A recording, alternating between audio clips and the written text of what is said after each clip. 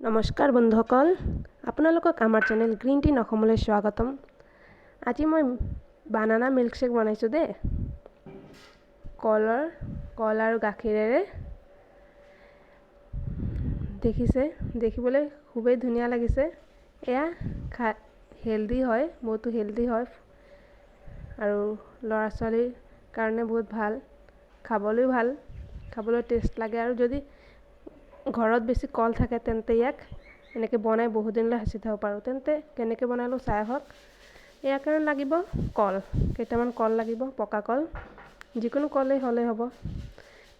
প্ৰথমতে মই বাকলি গুচাই লৈছোঁ, বাকলিখিনি পেলাই দিছোঁ আৰু এনেকৈ লৈ লৈছোঁ কলবিলাক, বাকলি গুচাই পেলাই দিছোঁ আৰু কলবিলাক এনেকৈ লৈ ল'লোঁ।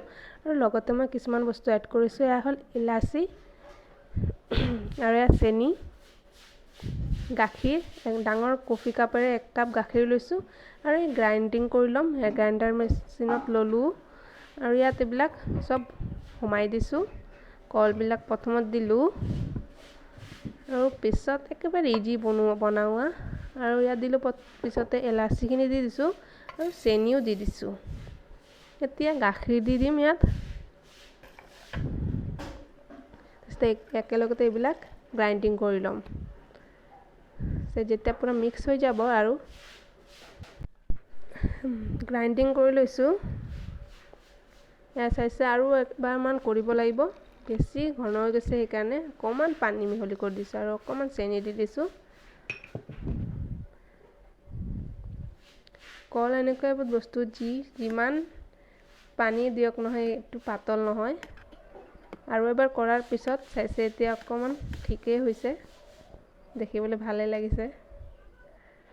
এতিয়া গ্লাছত ছাৰ্ভ কৰি ল'ম আৰু পিছত ইয়াক ফ্ৰিজত থৈ দিম।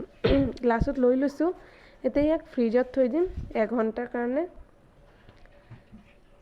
ঠাণ্ডা হোৱাৰ পিছত খাবলৈ ভাল লাগিব, সেইকাৰণে মই ফ্ৰিজত ভৰাই থৈ দিম। 1 ঘণ্টাৰ পিছত ওলাই ল'লোঁ, এয়া দেখিছে অকণমান কনচিষ্টেঞ্চি আৰু ঘন হৈ গৈছে।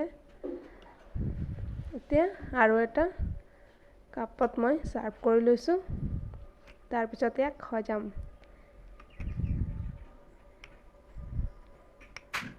মই বাদাম লৈ লৈছোঁ আৰু ইলাচি 2-3টামান ল'লোঁ, ইলাচিখিনি সুন্দৰকৈ দি দিছোঁ। এতিয়া বাদামখিনিও ধুনীয়াকৈ ইয়াৰ ওপৰত দি দিছোঁ, যাতে দেখিবলৈ ভাল লাগে আৰু খাবলৈ ভাল লাগে।